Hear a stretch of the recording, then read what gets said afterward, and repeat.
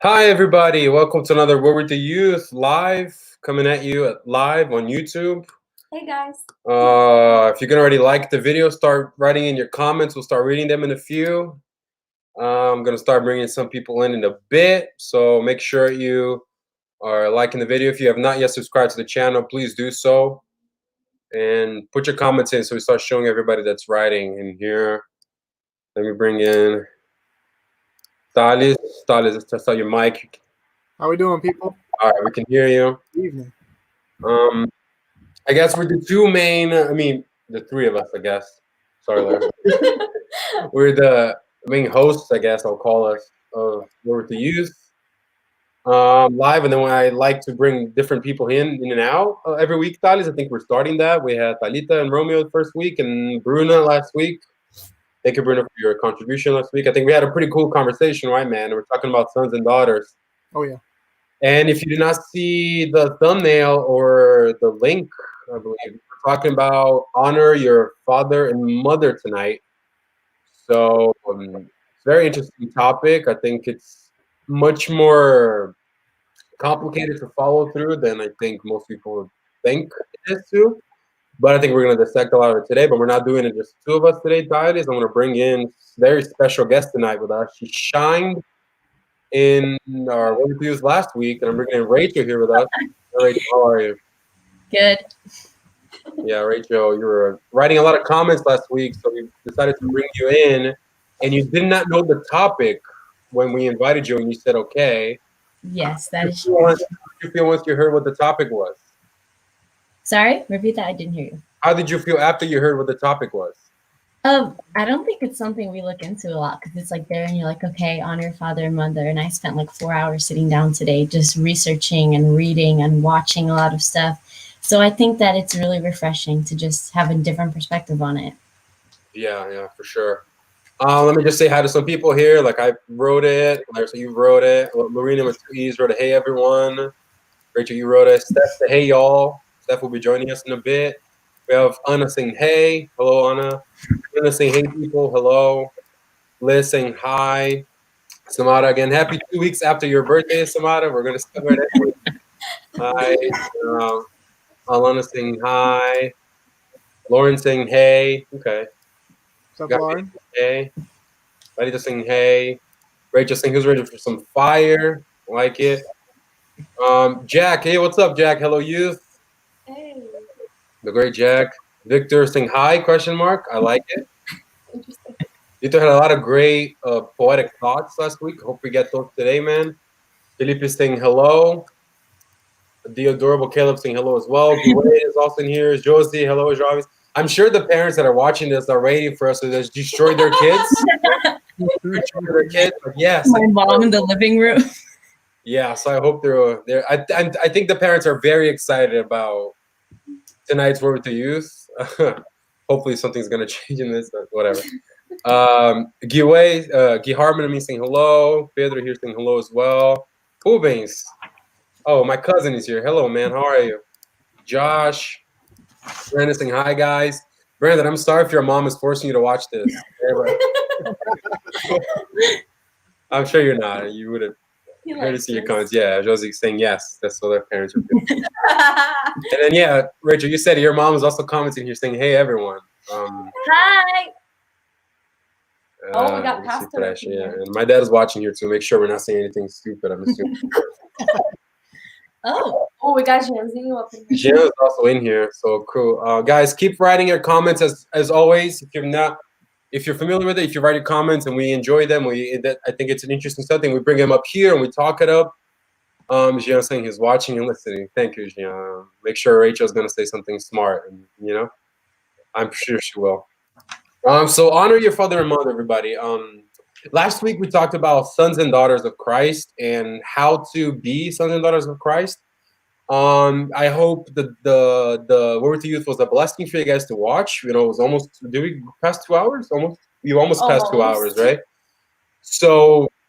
And also, I want to thank Thales again for making that document. If you have not downloaded that document, send us a message and we'll send it to you again. A document that differentiates what it is to be a son and daughter of Christ and what it is to be still an orphan according to But the Bible says an orphan is when you don't have a father in Jesus Christ or God himself. So I hope this week you were able to meditate on this, guys, and you were able to realize that if you were in a position of an orphan, you have orphan spirit in you, you are rejecting the family of God, you're rejecting the invitation of God to be your father, for you to belong in God's family, then I hope you took this week to repent, to turn from your sinful ways, and to start embracing this loving father, just inviting you into his family and starting to live a life worthy of a son and daughter of Christ.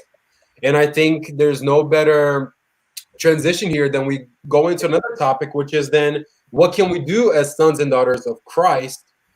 And I wrote it in our notes, guys. That some of the people here have the notes in here with us. That you cannot be a good son and daughter of God if you are a terrible son and daughter, or son or daughter, to your earthly parents, to the parents that you got, not by your choice. You also were not their choice either. You just happened. And, but if you're not being a good son to your parents, then I guarantee you it's going to be impossible for you to be a good son to God. It's just not how things work. Because I believe that God uses his own creation to teach us things about himself, the nature of God. And I think, like we're saying in this month of May, the church is talking about the month of May as the month of family. And every Wednesdays we have our services live as well. And the theme has been family. And there's something about the power the family has, that God himself dreamt about, or had a dream about this family coming together and having a father and mother and the kids and that structure, for God to use that to bless the earth. And I think we see how people are in such a need of God, because the world is looking at families, and the ways that families are structured is all messed up now, right? And I think, parents are no longer respecting their kids, and their kids are no longer obeying and respecting their parents. And I think that's when we see that we need to just really sit down and talk about what it is then to honor your father and mother. And unless you guys have anything else to say about the topic, just as an introduction here before we get into the points, you guys have anything about to say about the topic? Tyler, let's see if you have anything to say. No, I love that it's tying into last week. I think it's something that the world has strayed away from. A lot of people can probably testify that they have difficulty, with this topic, difficulty honoring. Even it's not just your parents and mother. This is going to stray a little bit even further than just your father and mother. This is authority. This is people who are above you, who have spiritual authority over you, the law.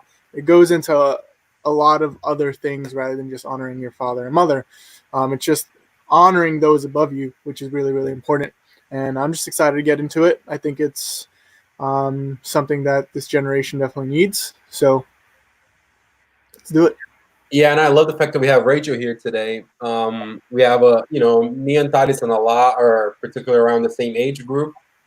We are in a phase of our parents are becoming more friends than really setting us rules. I'm sure our parents are not really putting us in timeouts anymore, Thaddeus, right? I don't think that's happening anymore, because I think we're very independent from our parents at this point. But I'm sure Rachel's still going through timeouts and disciplines, and having to follow their parents' rules a little bit closer, just because you're 13, correct, Rachel? Mm-hmm. So I think you're still in this. So, and that's most of our audience anyway. That's most of our youth. We're dealing with teenagers. So I think this is a very important topic for us to talk about. So before we bring in some of the people to bring their perspectives, and I know a lot of them studied as well to talk with us. If you can open up all your Bibles on your phones, or I'm going to put them here as well from the Passion Translation. Ephesians chapter 6. This is where we'll be studying today. Ephesians chapter 6, verses 1, 2, and 3. You can open up to Ephesians 6, 1, 2, and 3. And again, I'm reading it off the Passion Translation. If you have an IV, that's fine. King James, I doubt you're reading it for real, but the other versions are still really good. So that's verse 1. Children, if you want to be wise, listen to your parents and do what they tell you, and the Lord will help you. For the commandment, honor your father and your mother, was the first of the 10 commandments with the promise attached. And the promise was, you will prosper and live long, full life if you honor your parents. And it's Ephesians 6, 1 through 3, and we'll stop right here. And just to give you a little bit of context, when Paul's writing this book, this letter to the people in the city of Ephesus, a really big city in ancient Greece, and the past chapter he's talking about fixing relationships, and he goes into relationships with God. And the ending of 5 goes into establishing family. And then you see the ending of 5 when he talks about what a husband should do. You know, husband should love the wife as much as God loved the church, and the wives then should submit under the husband, or submit for their husband. And then after we get the establishment of the husband and the wife and their roles and their structure, then Paul, starting chapter 6, he gets into the roles of the children, right, of the consequences of that marriage. So I love that's kind of beautiful, even though we separated through chapters, it's one big letter that Paul wrote to the people. And he's writing it to Christians. So this is not a book that he's writing to non-believers. Paul wrote this to people that knew of Jesus. He wrote this to people that were attending church, that were aware of the grace of God, aware of the mercy of God, the forgiveness. They knew these things. So if any of you guys that are listening to this already have in mind of like, I've heard this before, or heard this many times. Yeah, I get it. Got to honor. Yeah, I've been listening to this since I was in Bible school when I was a kid in Clasinha, in our church and whatnot. But Paul was writing this to people that knew this as well. So he was telling them, listen, the structure of a family is being destroyed. The enemy wants to attack exactly the structure of a family. So please make sure you guys understand this very simple things: the role of the husband, the role of the wife, and we're not getting into those today. But we're focusing on the roles of the children, which applies to all of us.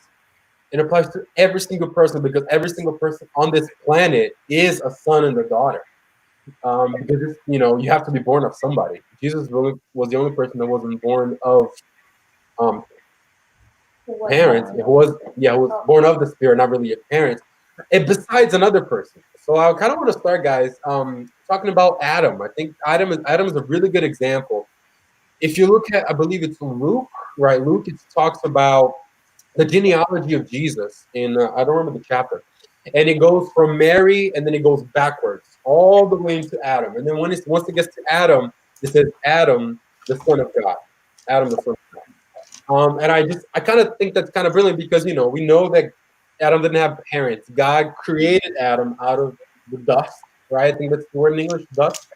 Mhm. And then he created Eve out of Adam. So I think that just looking at those first couple of chapters of Genesis, you see the intention that God had for a family right then and then when he creates Adam, and then he creates Eve. And then we have this brief description of the relationship that he had, that God himself had with Adam and Eve. And even at that point, God created the whole garden for Adam and Eve to take care of. And then God said to them, all of this is yours. You're even supposed to tame the animals. You're going to have dominion over the animals. Look at all these trees and plants and fruits and all this. You can enjoy this except to eat from this one particular tree. And so this is the commitments that God gave to Adam and Eve. Just one commandment, right? I think we struggle with 10. Imagine if we just had the one to care about, really. And then Adam and Eve, as we know, and the fall of mankind, they go on and they're or not perceived. What's the word I'm looking for? They're tricked by the serpent, and Mhm. the serpent makes them. And I think it's interesting that the serpent makes them doubt the authority of God. Actually, makes them want to have more authority than God Himself has. The thing the serpent said to Adam and Eve to convince them to eat from the fruit and disobey God's order was to say, if you eat from this fruit, you will have more knowledge than this God. You will know more, or just as much as God does. And I think that says so much about that mankind's first sin was a sin that was born out of rebellion and disobedience, right? Mhm. And I think God was very aware that Adam and Eve were going to disobey him.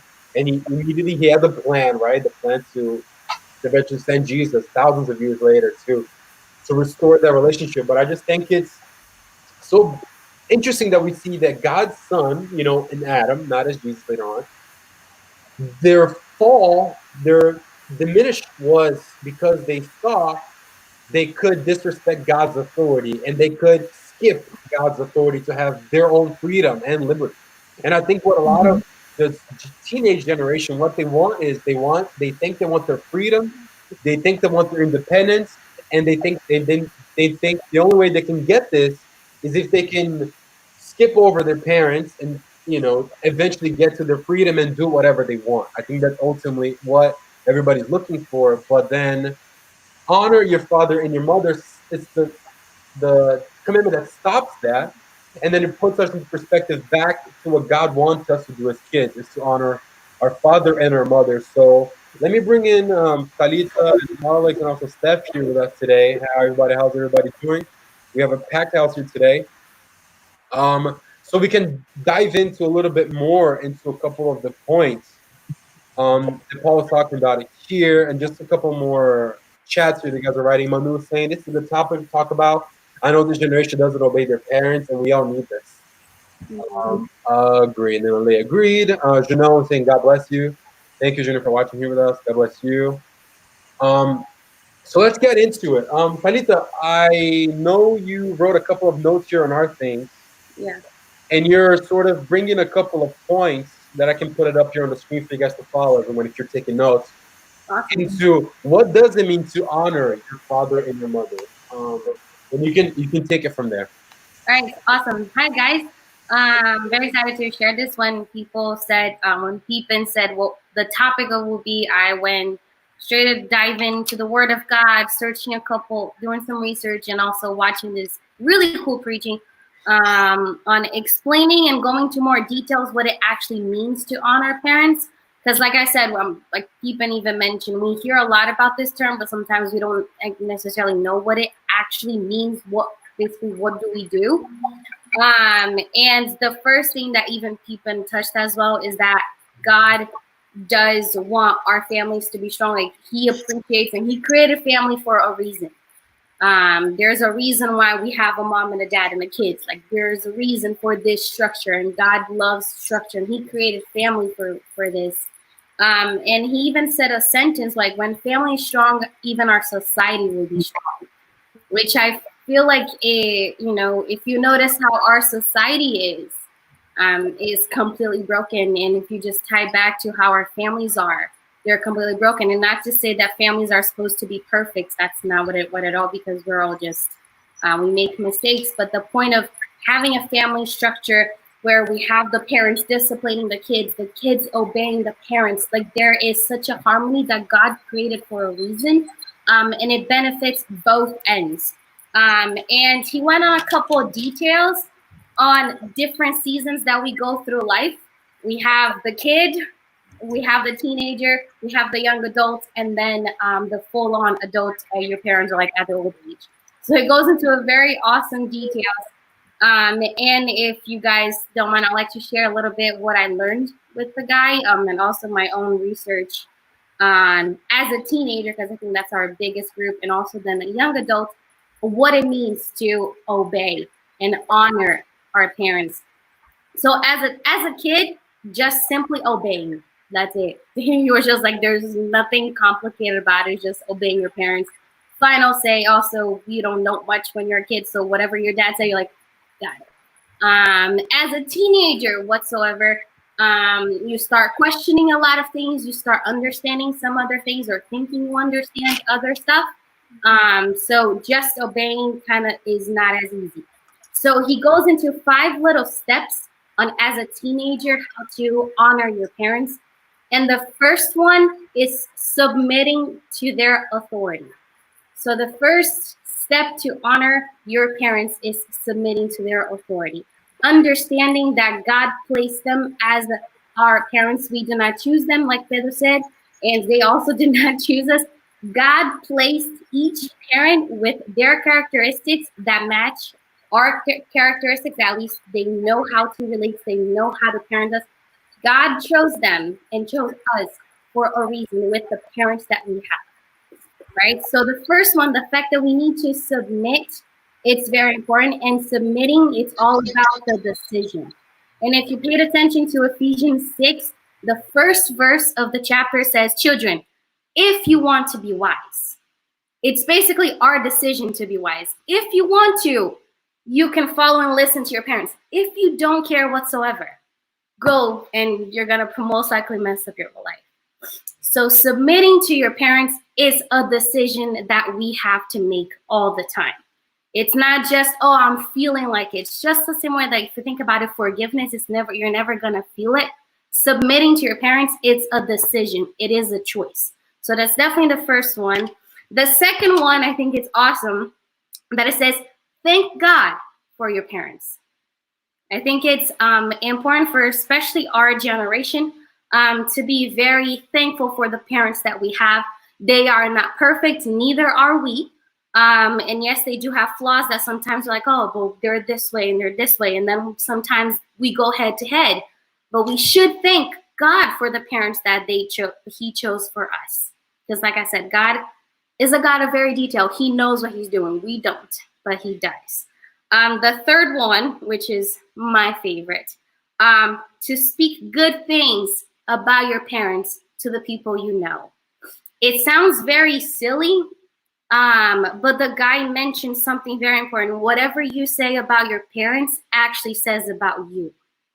And that caught me. I was like, oh my God, that is so true. The way I describe my parents also is the way that I feel about them. It's kind of connected to who I am.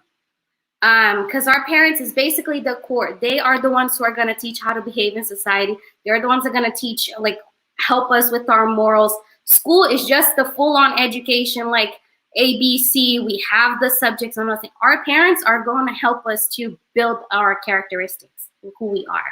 So speaking good things about our parents, especially in our society where it's very easy to just be like, oh, my parents sucks. And you're like, oh my God, yes. So we were just arguing the other day and we were just doing this and they don't get me and all these things. It's very easy for us to just lean on to whatever people are talking about their parents in our society. I know, because I also teach a lot of the kids that they complain a lot about their parents.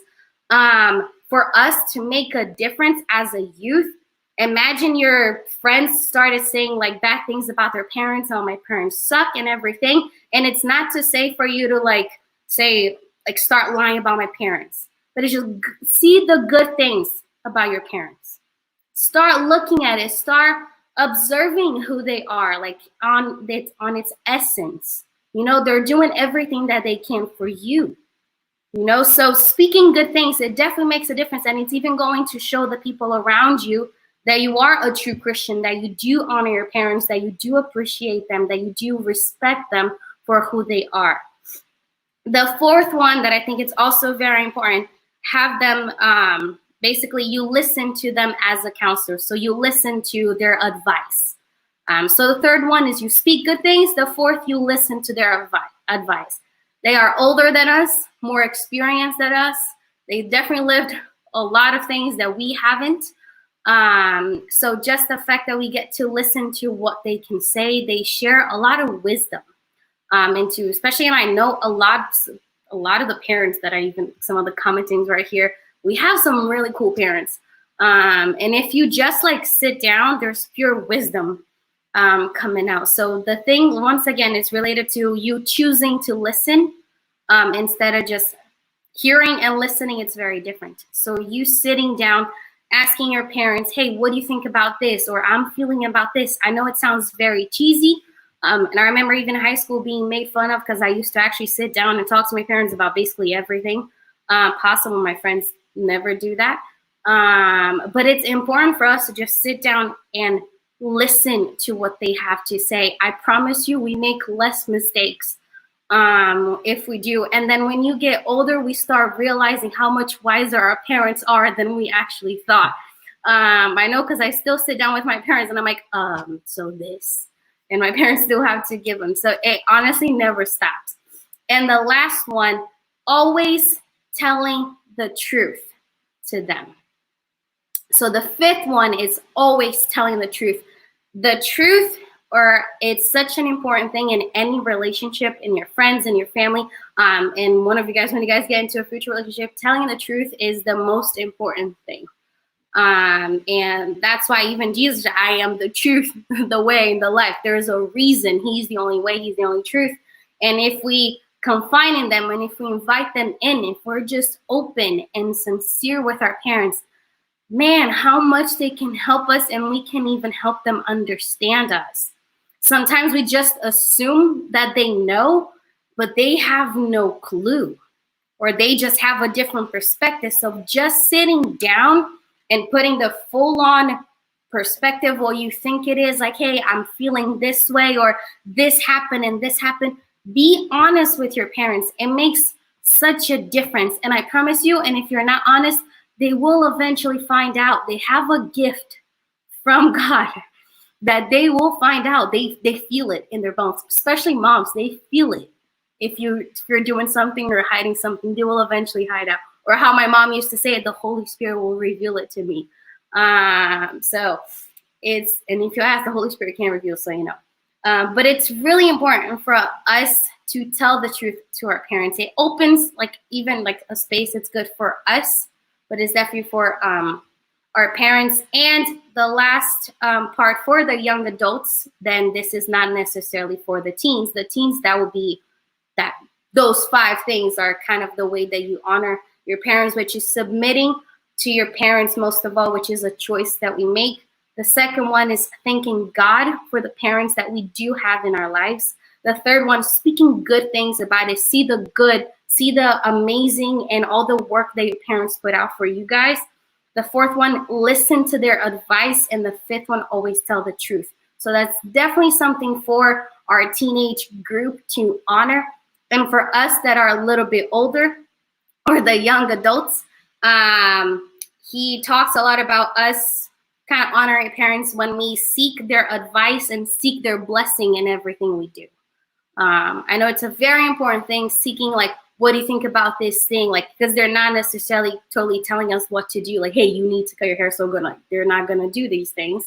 But it's just seeking, what do you think about this thing? Or I'm planning this thing. And that's just seeking what they can advise on. Because once again, they do know, especially our parents that are also going to church, they're Christian, they have this spiritual belief that can help us in our way as well. And then also seek their blessing in everything we do. It's definitely an important thing for us as well. And I would just like to finish.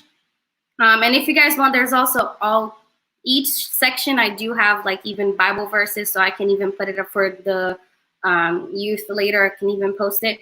But I would like to leave what he did mention too. Honor is give the word that your parents say weight to it. So it's more than just, oh yeah, my parents said this. It's like there's a weight into what your parents tell you. That's how you're going to honor them. You actually do, like, there's a weight into what they say. If they say I can't do this, I won't. If they say that I need to do this, I need to. There is a difference in just you respecting them. It's a high respect. There's a weight into what they say. And that is what I believe it all ties together to how to honor our parents. And like the first verse of Ephesians 6, if you want to be wise, it's still our decision. We are old enough where we are the ones making the decision to honor our parents. And there's only blessings when we do happen. That's why there's even a promise with it. So yeah. Sorry. Yeah, no, that's great. And then we'll post it for sure. Yeah. In our stories later on Instagram, the breakdown, the 5 main things that we should follow here. But I wanted us to get into a little bit of a conversation. I know all these things, I think people understand that we have to do. I think people get that we need to honor our parents. But I think we have here a lot of different background people, different types of parents, and a lot of interesting stories. That if we could just get into a conversation here into how successful were some, we have a lot of older part of people here, young adult side. How successful were really you to honor your parents as a young, in their teenage years, and how, looking back, how that's changed. And I'll start with my own testimony, and I have my sister here to back it up because, she was there live. But interesting, I always struggled with honoring my parents just because I don't think I understood what it really meant. I think the way that my personality always worked was I always thought I was the smartest guy in the room, and that even meant a room that had my parents in it. So whenever they would say something to me, or and like stop doing this, or do not do this, or you can't do this, because I was always trying to be the, the smart guy that would try to talk back, right? Like, I'd say 85% of the times that I've got in trouble, it was always because I talked back, not because of something that I did. It was because I was like, but why am I doing this? Or, but this is stupid. This doesn't make sense. I don't know if it's some of you. I know some of you in the youth actually can relate to me a lot in the way of, sorry, just unmuting everybody. In the way of thinking that you can outsmart your parents when you're like a 9-year-old, like a really dumb person. You think you can do this, and I thought I knew better. And so for the longest time, my relationship with my parents was very difficult because of me, and because I was the one thinking that I knew best. And I think that's one of the easiest things that we need to break down, is understanding that, man, we don't know enough. And I think somebody put here in the Victor put here in the chat, just finished cutting my hair. Thank you for that information, man. But it made me realize how much my parents care for me. It's true. The love of the parents is like no other, closer to the love of God. But the parents aren't perfect, but God is. And I think the key for me to understanding how to honor my parents was when you understand that your parents are humans just like you are. I think that I just changed something in me to be like, wow, they go through the same things that I've gone through, or worse actually, because they actually deal with bills and stuff. I only had to start doing this in the past couple of months. So they do it a lot more, yet they make mistakes. Sometimes they get mad at me and I wasn't in the wrong, So it's understanding they can make these kind of mistakes that help me to say, it's okay. I can just take a back seat and say, Mom, I think you're wrong on this side, but let me let the anger go down a bit. Then I'll tell her, then I'll talk to her later. You start mastering, you start understanding how to talk to your parents later on. I think that happens. But it was just my personal story, and my parents are here to sure agree with me that it took me a bit to get to that point in my life, to start understanding that I needed to just be quiet and understand that they're in control. And once they're in control, I just have to obey, and then I just have to submit myself under their mission.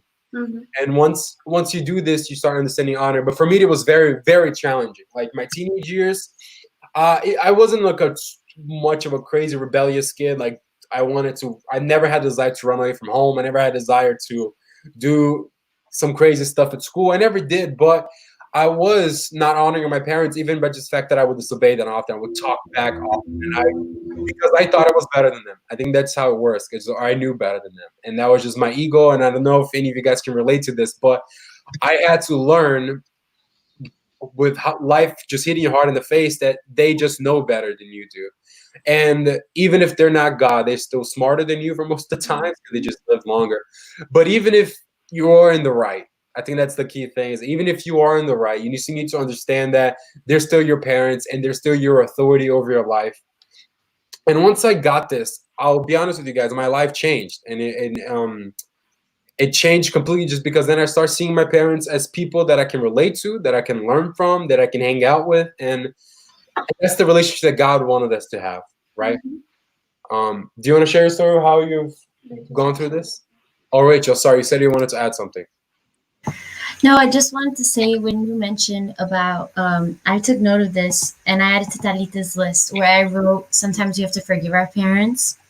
Whatever happens, like you said, even if we were right, we have to be able to forgive them, because parents are not perfect, just like us. But when you talked about Adam, I thought about how Adam had the perfect example of a father, even though he didn't have like a human father. He and Eve had like God as a father. So I think that they were just able to see that and then take that on their children. And even though our parents do mess up, they do have an example of like God, and we have an example of Jesus as a son.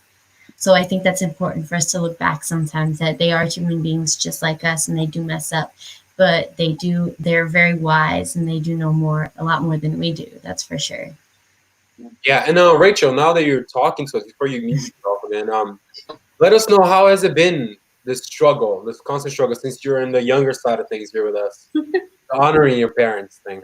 What's the struggle here for you? Me and my dad have very similar personalities. So, like what you mentioned about talking back and stuff like that. So, like, I think I have a very strong personality and he has strong personality. So, I feel like sometimes I do think I'm right and it just doesn't go well. But I think that's mostly because when I looked at the definition of had of like rebellion, and it's to like resist authority, and I think we do that a lot, especially when you do that a lot more often than you think you do.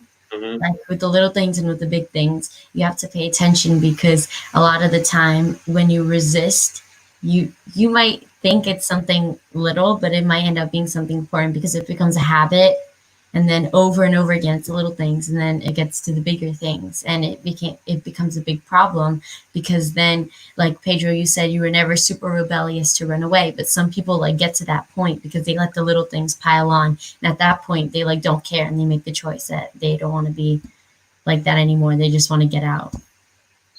Yeah. Let's hear your story. Yeah, I think I have a similar story in the sense of it was harder for me in the teenage years than when I started getting like closer to my 20s. I think that something that's very common for us to think about is that to honor your parents just means to obey them, and that it doesn't stop there. Honoring doesn't just mean obeying, you know, like I've always heard of an explanation of honoring as in like when you're talking to somebody about your parents, how do you portray them? Like, do you portray them as great people, as people who are kind and who treat you well, or do you just complain and speak negatively about them? So I think that honoring goes deeper than just obeying, and I think that that took me a longer time to understand. Um, I even had like my story is even with having a stepfather in my life, which I don't even say stepfather, so I guess that already says a lot about our relationship. He really took me in as a daughter, and I took him in as a dad when I was 7. So I think that that speaks to some of us here who I know have step parents. I know that it could be hard sometimes, and I know that sometimes you might be thinking like, oh, but they're not my parents. He's not my actual dad. She's not my actual mom. But I think it's also important to bring up this topic because it's very common nowadays in a world where divorce is a big thing. So it's very common for people to have step parents. And it's important to understand that just because they're your step parent doesn't mean that you shouldn't honor them. Them being your step parents still means that you do need to honor them and that they are still your parents. And that's a little hard to wrap your head around, especially if it's a tricky situation. But I know that we're going to talk about how when God says to honor, he doesn't give conditions. It's not like, oh, if your parent is Christian, honor them. If your parent is kind, honor them. It just says to honor. So that goes into whether it's your biological parents, whether it's your step parents. And I think that for me, that was something that was not too hard to do, but I think that I got better at it as I got older. And I think I'm still getting better at it now that I understand a little bit better what it means to be an adult. Now that I have to be responsible for myself, I can appreciate everything that my parents and my dad did for me throughout all those years. So I think that that's pretty much where I'm at. Yeah, and Steph, let's see your point of view on this. How do you think you've been honoring your parents so far? What was the struggles you had? A little. Steph is you're what, 2 years younger than us? Not even. I'm 21 right now. Yeah, so you're 2 years younger than us. Yeah. Finishing college, so it's around our generation, starting to change your dynamics with your parents. Yeah. Starting to a little bit more independent than the Rachel side. It's still very dependent. So, what's your take on this? How it's been honoring your parents so far? So kind of what Lala said, I just thought of honoring your parents as like obeying them and that's it, that's good enough. But a big part of it is also like prizing your parents, like valuing them and wanting them to be a part of your life, like in all aspects. And that's something that I had a hard time with in high school and as a teenager. Our generation, our society values like your friends more than your parents. And a lot of times I found myself doing that. And if I wanted advice for something, I'd go to my friends first instead of my parents, which I wished I didn't do that as much because now as I'm getting older, I'm realizing that that, they have a lot better advice than your friends do. Like, they know you a lot better. And something I also struggled with is that I thought, oh, my parents don't understand me, but I should have taken more time to just do my part and sit down with them and explained what I was going through and just stuff like that. And honestly, this is something that I'm still working on every day. I think as like children, we need to ask for forgiveness more. Um, I found myself one time like just focusing on things that I thought that my parents should be doing better. And I just sat down with them and I, apologized for holding that anger and just talk through them. So that's something that I'm improving with right now.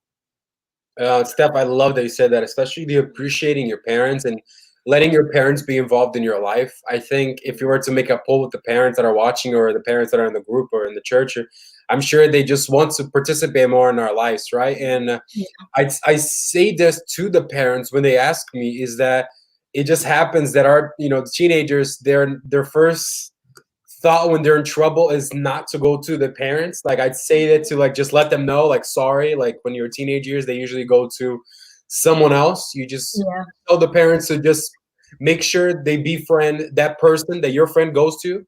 Mm-hmm. So then they have a way to figure it out. I just, it's a strategy, it's a strategy. But I do say that to him to them, but I also think it's important for us to include them in everything that's happening. Steph, I know that you said you sit down with them and, hey, this is what's going on. Mm-hmm. My sister, and I'm sure Talita can, say much of this, but my parents used to pick us up from school, and Talita would tell my dad in the car what just happened her whole day. And I would just be there in the car, like, cool, yeah.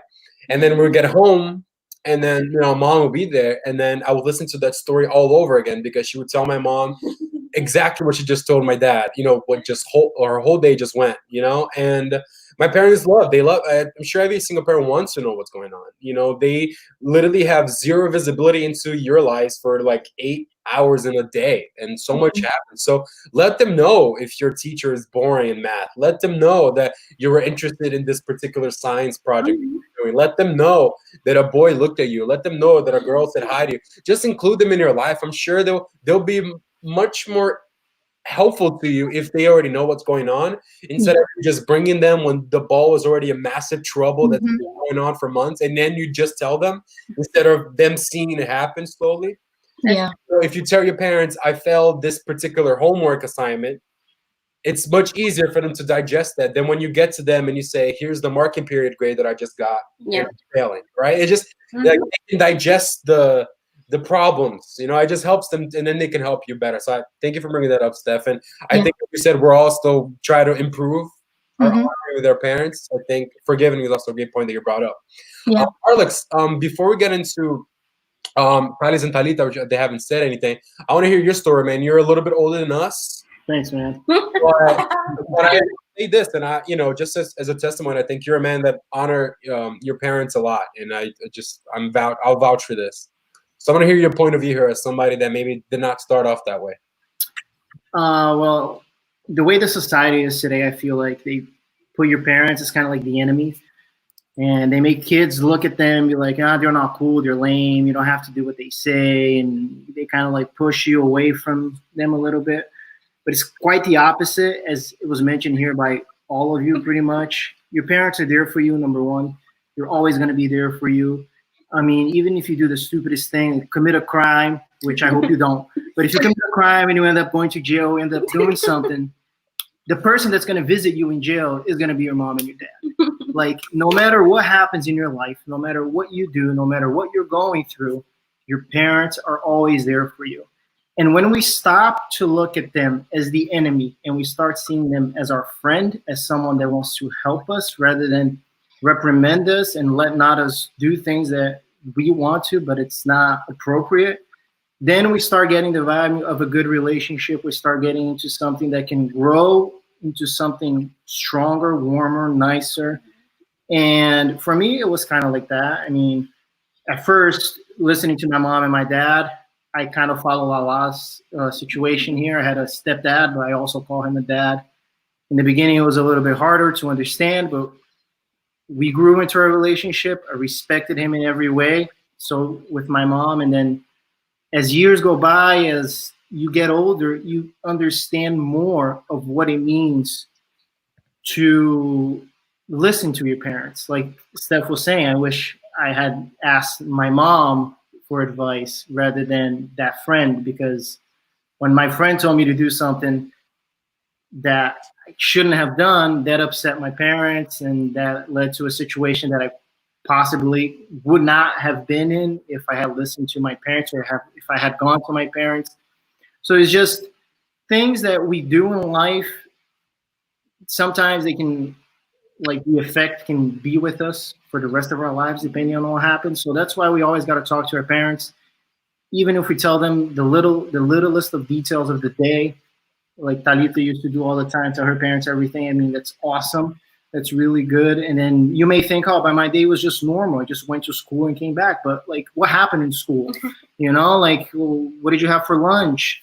What did you talk to your teacher about? What was one of the topics and things like that? You know, and it keeps the relationship better, and they vouch for you and you vouch for them, and you kind of like respect each other. So parents are not the enemy, like society says. Parents are the opposite of the enemy. They're always going to be there for you. Just keep that in mind. And I'm far away from my mom now. She's in Brazil. And for me to honor her is listening to her, talk to her, the advice that she gives me. She's constantly giving me advice. It doesn't matter what age you are in your life. Like Pedro said, I'm like almost 30. I'm probably the oldest one here, but it still continues, you know? She sends a message. She wants to know what's going on in my life. I tell her problems that I had at work. She gives me solutions. And they're older, they're wiser, and all they want is for us to not go what they went through. You know, like each decision that they made led to something that was either negative or positive. And when they see us going to a path that's going to lead to the negative side, they warn us. They tell us about it. They give us a heads up. And like the Bible verse said, it's up to us to choose if we're going to listen or not. But the reward is bigger if we do listen to them. Yeah. I just want to read off a comment here. Samara coming in with some truth. Communication is key. The more you talk to your parents, the more you learn of them, and the more they learn from you. There are many things that happen to us as teens that they understand, but there is also much that they don't understand because the world has changed. You know, communication bridges that divide for sure. You know, we're going through, or maybe you guys are going through something that your parents could not understand. Like cyberbullying was not a thing they can understand because it's not something that they went through. So it talks to them, let them know what's going on, let them know of these things. And another thing before we get into Talit and Tani's, you guys are left. Who was the thing that I want to read? Oh, Leah writing here. I've been putting my friends above my parents for so long, and that's the root of why I keep getting in trouble. I need to start putting them second after God. Really, really nice, and I think that's something that we need to learn how to do. And Manu's saying regret it so much, and then when they say me too, look at that camaraderie again. And then Rachel, you're in the comments here. You're right. I've been talking to my parents about this, and I do think that we need to put more trust with wiser people than immature ones. That is true. My mom, she says a lot that if you and someone else are going through the same, I think Lala said too, if you're both going through the same problem, you can't help each other. And like me and like someone else that would be my age, it's a lot easier for me to go to someone like Lala or my mom who have already been past that, and they won't be facing the same problems that I am. Maybe some similar ones, but not the exact same thing. So I think it's just sometimes smarter to get your advice from someone who is more knowledgeable about that than someone who doesn't have a clue, just like you. Yeah. That is, you have a different backstory than most of us here. Do you want to share a little bit and just honoring God has been for you the past 20 what you live in? I think I could touch on a little bit of everything what everyone said here. Just so you guys understand where I came from, my family was not Christian, and from a young age, I physically and emotionally went through a divorce and both parents remarrying and having other kids. And these relationships, both the initial one that was, that they divorced from, and the new ones from the start were never the best. They were broken relationships, broken families. And so from a very young age, I learned to become, I individualized myself. And because of all that I went through, I had an older brother who, because of all of it, kind of became disorientated and kind of separated himself from our family. And, he went through a lot of bad things that I had to, face and watch. And because of that, from a young age, I have to say I wasn't innocent. I grew up seeing people and being a certain way that you wouldn't accept out of a 7 or a 10-year-old. And I had this really clear understanding of how people were, and I was always watching people, observing people, and basically not wanting to be my parents. And so from a young age, I rebuked everything that they said, and I was rebellious to actions or thoughts or ideas that they had that kind of showed me that they hadn't changed or that reminded me of the past. And so it was very difficult for me at a young age. I was very individualistic. I had my own thoughts. I wanted to act my own way. I wanted to be my own person from a very young age, which was really difficult to overcome. Getting to that point, becoming a Christian and understanding, the honor of the parents, and of course wanting to fix my family rather than separate from my family. And one of the things that I learned, and I didn't write it down, Pedro, but I'm kind of going to jump into it. One of the things that I learned from a young age, and I started practicing as I became closer to my parents and as I became a Christian, was first off, a couple of you touched base on it. They are humans, and they went through their own circumstances and their own lives that had made them into who they are, and had basically formed their values and their characteristics. And one of the things I feel like that we have to understand is this thing of values, right? As we grow older and hit certain milestones in our life, we're going to develop new values and change our values and get rid of some of the older values. And since most of you here are, younger people, teenagers, I think it's really important that we understand these two values, which is the teen value and the parent value. Because as a parent, having a child, having someone that you need to care for, the values are very different. And here are a couple of values that I feel like the younger generation has that you need to kind of connect with and understand and view yourself, which is, as a teenager, you're probably valuing your freedom, your self-expression, like a couple of you said, your friendships, having fun, having adventure, humor, sarcasm, being your own person, not understanding authority, not being wanting to be told to stop playing video games or stop hanging out with certain friends or not hang out with that one girl, whatever it may be. And parents will have the value of, they value hard work, they value dependability, faith, giving respect, authority, manners, and so if we want to get to that point, which I had to really, really fight, you have to understand that every single person, especially when there's an age gap, is going to have much different values from you, and the moment you can sit down and look at that and kind of meditate on that in a moment of difficulty regarding your authority, your leaders, and your parents, and kind of understand, okay, my father is I'm going to give you an example. My father is very old-fashioned, right? He grew up from a broken family as well, having multiple siblings, moving to America with nothing and forming his own life and being away from his whole family. And so I had to learn that when I was near my father and when he was doing something and he wanted something out of me, I had to be old-fashioned. I had to say yes, sir. I had to say yes, dad. Oi, pai, tudo bom?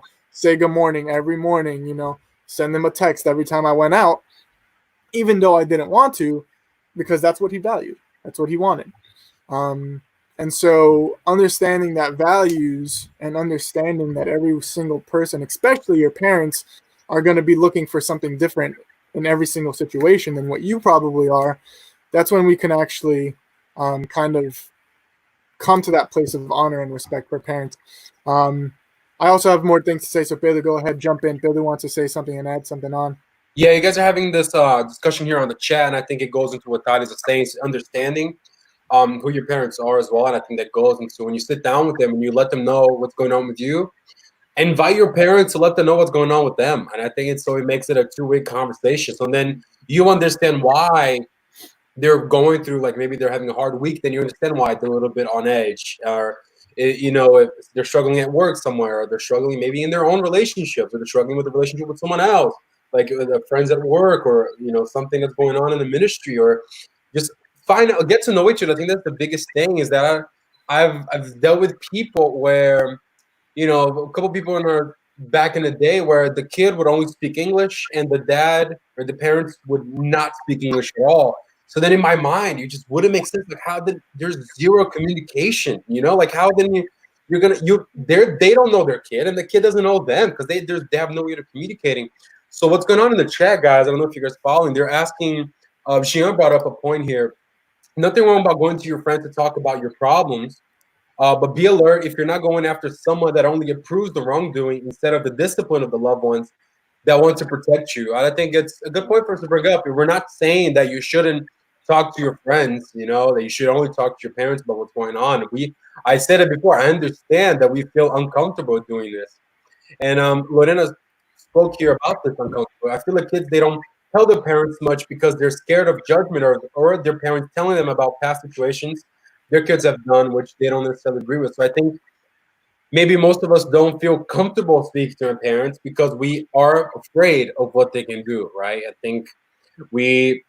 But I think it's exactly what we're saying here, is that if you create that relationship and you understand what parents are supposed to do, then you understand, I think that Lorena agrees with this as well, is that their role is to them punish us, or the right word is to discipline us if you tell them what's going on. But I'm sure your parents will discipline you with joy in the fact that you told them what's going on with you, what your struggle has been, instead of them disciplining you with anger because they found out something through someone else, through a situation, So I think it changes a lot in that way. So I think what we're trying to say here is that build up that relationship with your parents, but also if your parents are maybe not open to that relationship, which could happen, then learn to build a relationship with people that can help you. I've seen this at GP, that our job is not to give people distractions, but to give them solution. I've been saying that at GP, like Nehemiah was. We're not supposed to just give people a way out of their problems if they come to us, which I hope they do go to you. We're Christians, we're sons and daughters of Christ, we're ambassadors of Christ on this planet. So people should be going to us if they don't trust their parents to go to. What we should give people is not, oh, let's go watch a movie, or let's go eat ice cream so you don't think about it, or let me give you a distraction. We need to go beyond giving people distractions for them to run away from the problems, but and that's gonna be hard, a way for them to deal with their problems. What we need to do is we need to tell our friends, hey, you need to obey your parents, instead of when they come to us and you tell them, yeah, I agree, your parents are dumb, like you don't have to listen to what they're doing, which is what most of us do. And just reading a couple of the comments here, sorry, before you continue, Thales. Manu saying, I don't see a problem talking to your friends about things you're doing or going through. I do that a lot, but we should go to our parents because they are wise and have gone through so much more.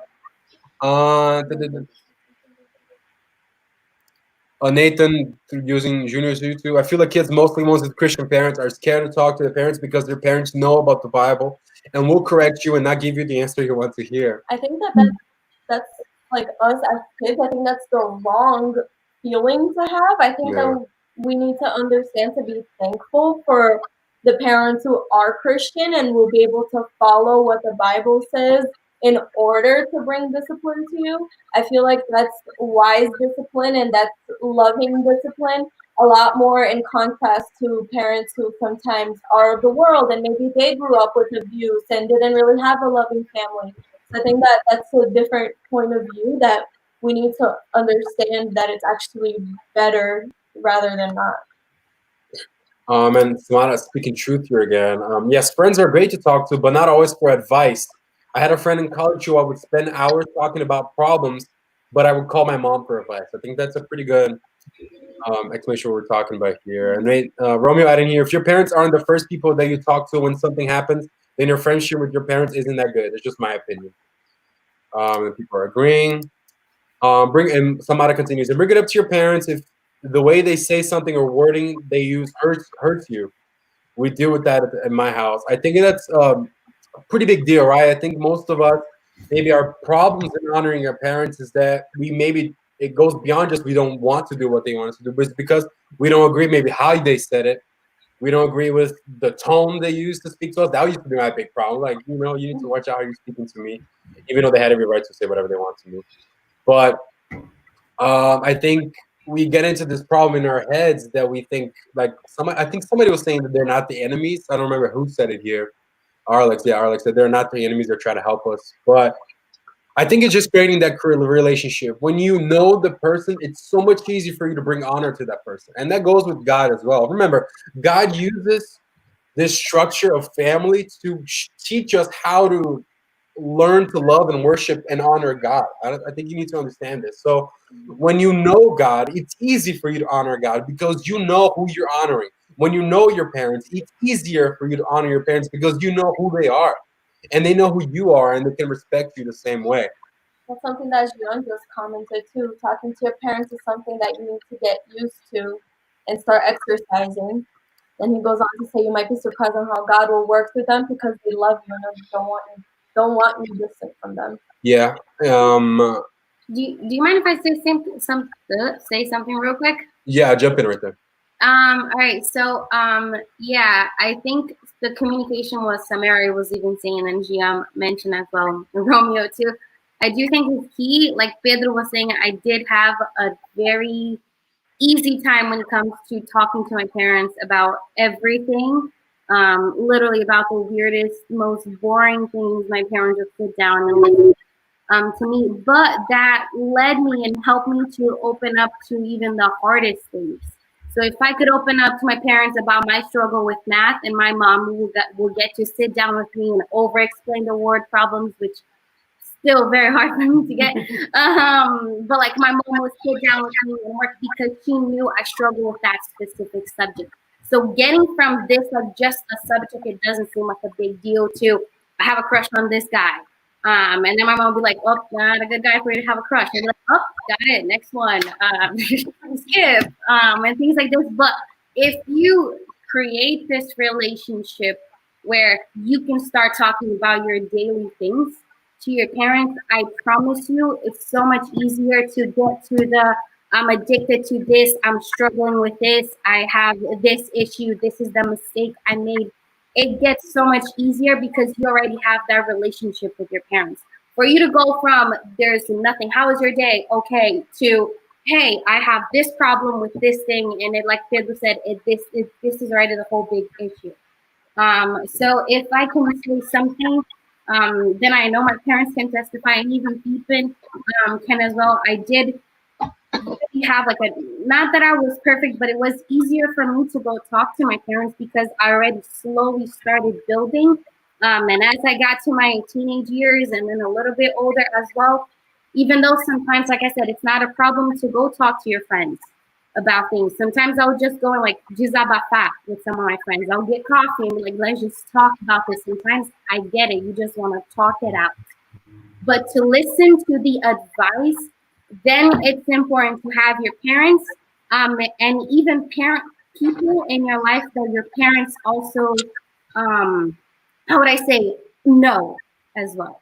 So, for example, there are some things, and even Rachel knows as well, there are some things that I necessarily wouldn't go straight away to my mom or because of the trying to understand something. And I'll go to someone that I know my mom trusts and I trust as well. Like I'll go to Carol, So there are people, and I know like both of them talk as well.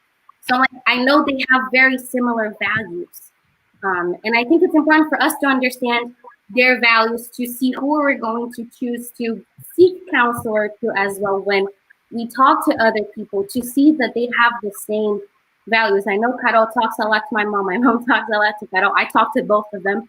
So I think it's very important to see. That's why it's important for us to have a relationship with our parents. It helps them. It helps us to trust them more. It helps us to honor them, to obey them. more if we just build this relationship. And I'm very thankful for the parents that I have. I'm very thankful for the relationship with the parents that I have. It makes a difference. And I know we might be the aliens out of this society, because I know I most certain was in my school when I would get excited to go home and spend time with my family. When my friends would be like, "Oh, I just want to party. I just want to do this one thing." And it's important for us to make a difference. I think that's how we're actually, as Christians, we make a difference. It's showing how we do appreciate time with our parents. We do appreciate time with family, because sadly, in a world, that's not what is being preached out. Yeah, and just giving it back to Titus here, so we get first to get into a little bit of the word. Thank everybody for sharing your backstory, how you dealt with, and thank everybody for commenting so far. Just real quick, Manu said, I think it's also good to mention that parents should try to get more involved and understand us even more. That's where communication comes in. And guys, for sure, I think there is a part that we play in honoring, but if you keep reading Ephesians, verse 4, it talks about what the parents should do in terms of the kids. So, but that's something that we're not dealing with here today. I'm sure, I think my parents are planning on doing a next Wednesday is like a thing for parents as well at church. So make sure your parents watch that. Like I'm making sure I'm pretty sure your parents made you watch this one. So make sure they watch that one next Wednesday. So they learn, I think it's both people have to learn, both parties have to learn how to coexist in that way. Just to go into a little bit of what God has been speaking to me, guys, and then Titus can finish up what you're saying. I just want to make the point that I know we're saying, you guys, oh, you should do this. This makes it easier. But honoring your father and your mother is not a suggestion in your Bible. It's good if you do it. It's a command. Just like a command that is thou shalt not kill, it's honor your father and your mother. Just the command as thou shalt not worship other idols is it to honor your father and your mother. So I think we need to go get over the fact of, you should have, it's just, no, you should honor your father and your mother. And I think this command is so important that even Paul brings it up here again. He's quoting Exodus when he says, and this is the first command that has a promise.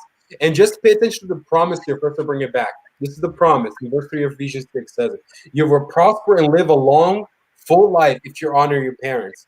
And some of the versions says that the days will be added to you, or you will live an abundant life if you honor your parents. This is a promise in the Bible that if you honor your mom and your dad, then you will prosper. This is not only if you're only going to prosper if you honor your mom and your dad, but we need to seek to do this not because of the reward, but because that's the order.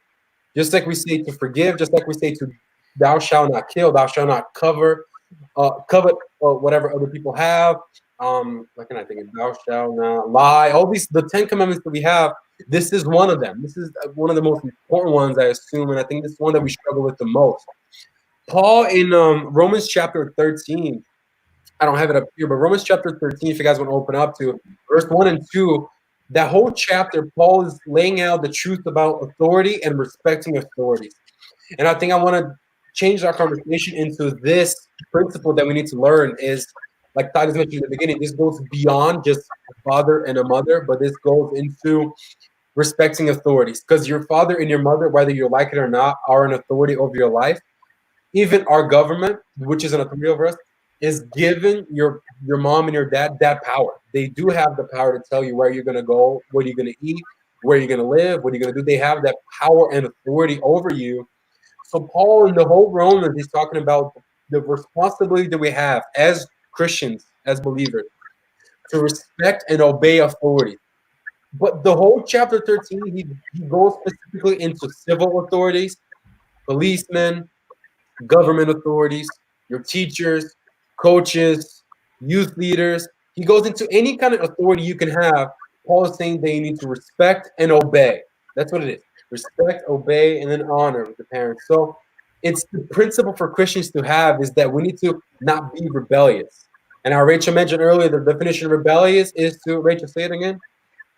To resist authority. Exactly. It's to resist it. It's we need to learn how to stop resisting authority.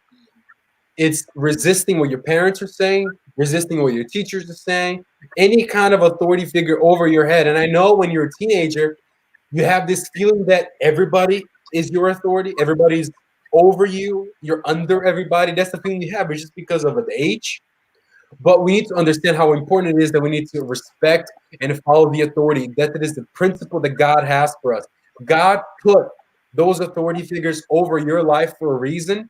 And I'm sure you understand that God is much smarter and knows better than you. So then you respect them. That's the principle. That's the order. This is not a you should if you want to, whatever.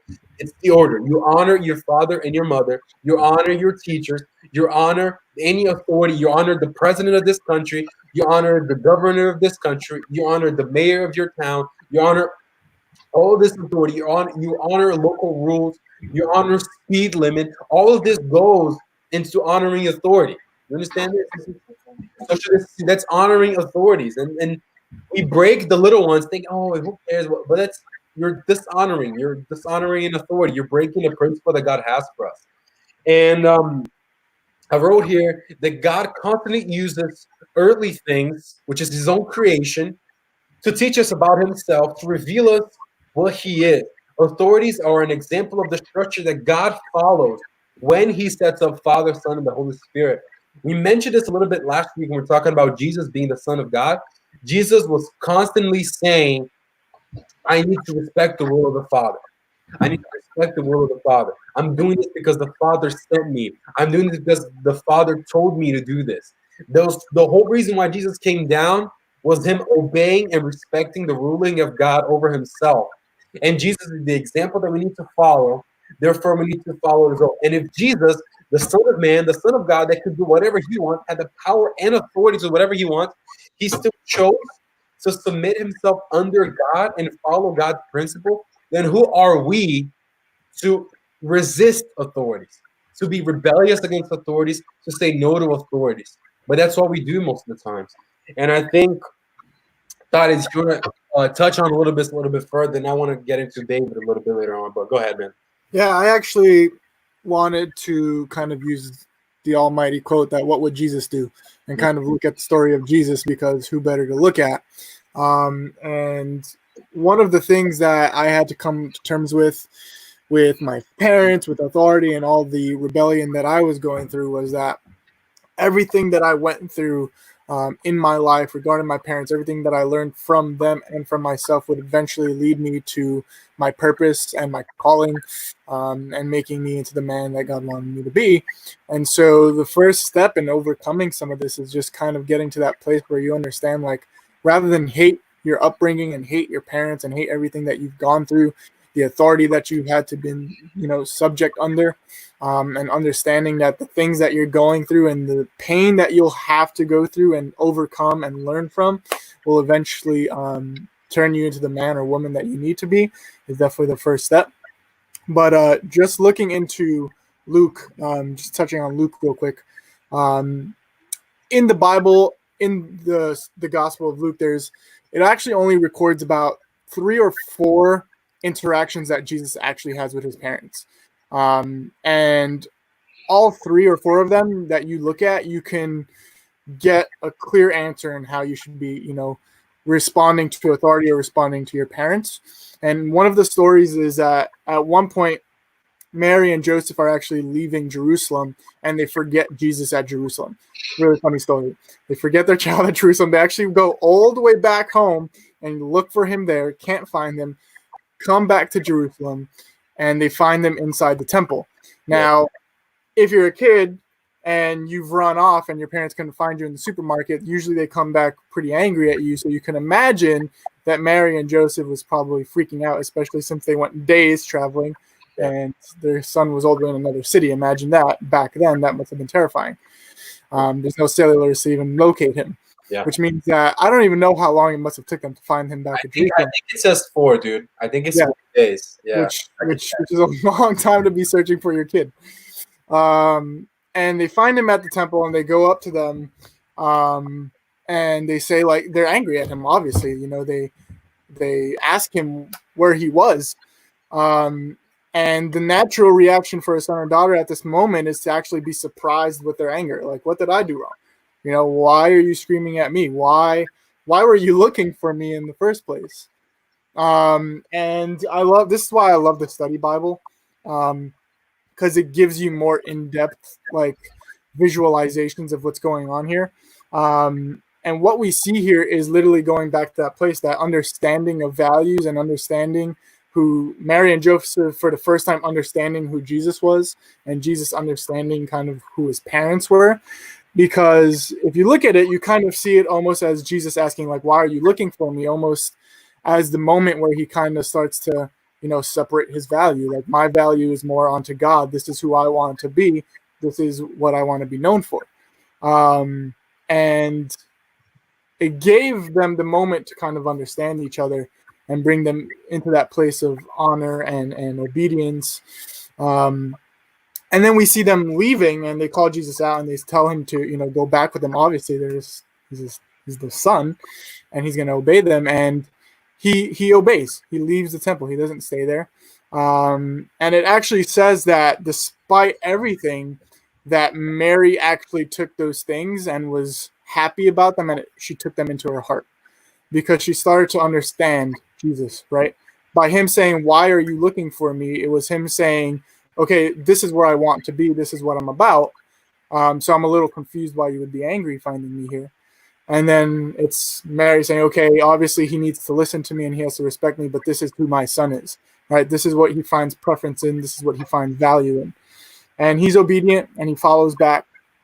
And there's the other two are the same, right? It's always Jesus needing to do something or Mary wanting Jesus to do something. And even though she doesn't quite understand, who he is and what he's going to be, he still is obedient to Mary when the wine runs out and she's like, fill up the wine. And he's like, it's not my time. But then she kind of disregards that. And she's like, just listen to him anyways. And he still does it, even though it wasn't his time. Right. So it's really cool. And I suggest that you guys definitely go back and just read Luke and read through those chapters where Jesus actually has the interaction with his parents, because he was human and he still had his own values and he still had his own purpose and calling, but he was able to come to that point where, he still obeyed his parents while letting them know of his values, right? Understanding who he is, which is, it's really cool. And to me, I was reading these chapters and it just kind of blew me away looking into it with that point of view. Yeah, and I think it's interesting. I love that you brought up the whole idea of Jesus. Mary's like, Jesus, I know you can do this. And Jesus like, it's not my time moment, but he does it anyway because she asked. And then at the end of Jesus' time, what he worries about is that Mary was taken care of. So he looks with John. This is your mom now. I need you to take care of her. And then Mary, I need you to take care of my beloved disciple John. Take care of him, So I think it's crazy that Jesus is such a perfect example for us. Yeah, from start to finish, he was obedient. Exactly. Even on the cross, he was taking care of his parents, which is just a beautiful story. Yeah. Before we get into a little bit of what I have to say here, Rachel, you said you wanted to jump in, so go ahead. No, I just want to say something real quick that when Jesus asked John to take care of his mom, I think that it was really showing how he had like empathy for her, like how he saw that, because she never understood really what he was doing, like how he was dying for other people. She kind of just saw right there in that moment her son was dying. And another thing on the points I was added was to esteem your parents, like Talita said, to speak well of them. But I also wrote down to give them credit where it's due. Like Jesus gave his parents and especially God a lot of credit. Like he was like, I'm doing the will of my Father. This is the will of my Father. And I just think that that's important for us to think, like, to be grateful, like they said in the comments and all that stuff, like just to appreciate our parents and to give them credit, like say thank you. I know a lot of the time we forget to do that. Yeah, that's great. I wanted to jump into a character in the Bible that I am fascinated by, and I love studying him just because of how great he was, how powerful he was, but also how flawed he was. Like how many mistakes this guy made, but yet he's still known as a man after God's own heart. And I'm talking about my favorite character, that is David, King David.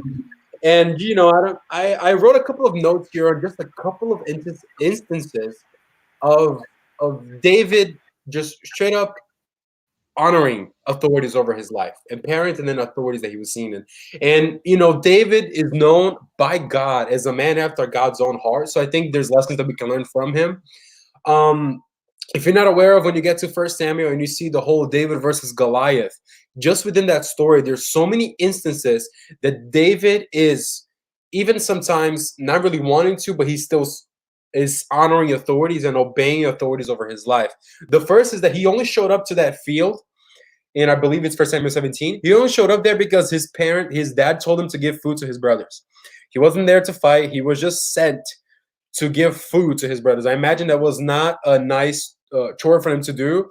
I don't know if any of you guys are younger siblings, but I'm sure if my mom calls me like, I need you to go deliver food to your sister that is out there doing something important that you're not going to get involved with, you're just going to give her food. And David humbly goes, and then as he's there, here's Goliath, and he starts, who is this uncircumcised man? I love that scene. But David doesn't just go on and runs to the field and starts fighting Goliath. He understood that there was an authority figure there. There was a general there in that place. That was King Saul. So David only fights Goliath after he goes to Saul, after he goes to King Saul, and asks him for permission. Now, was he only there because there was a price involved and he heard about the price? Sure, there's that discussion as well. And I know Shan was here. He would bring it up. He was only there because he knew he was going to get a wife and whatnot. But I think it's so important that he didn't just run off to fight the Philistine. He went to the king. He went, and the king was like, you need to put on my armor. He tries the armor, even though he knew he wasn't going to work. He tries the sword, even though he knew he couldn't carry it. And he tries these things. And when the king says that he's not going to work, so then he lets David do his thing. And then we know David defeats Goliath and becomes known. And David, at that point, if you're not aware, was already anointed king. So what I've learned with David a lot is that most of the times, even if you already have the authority, when you get older in your life and you already have you are independent, or even if you're on the right, you still need to be able to respect authority. You need to respect authorities that God put in your life. Later on, King Saul is persecuting David for years. For over 10 years, he's still persecuting David, going after David because he knows David is supposed to be the next king. And in that time, David has two different instances where Saul was by himself and vulnerable, and David could have killed him and taken up the throne. Two instances where one Saul was asleep, the other one Saul was peeing. And he had the opportunity to take matters into his own hands, saying, God blessed me. God already anointed me to be king. Then I'm just going to get rid of this guy that God already said he's not pleased with. That God already said there is a spirit in him that's not a spirit of God. It's a spirit that's tormenting him. So I'm just going to take his life away. But David says, who am I to touch someone that was blessed by God? Those words that David said to me speak so much as to this idea of honoring. Who am I to resist an authority that God himself put in there?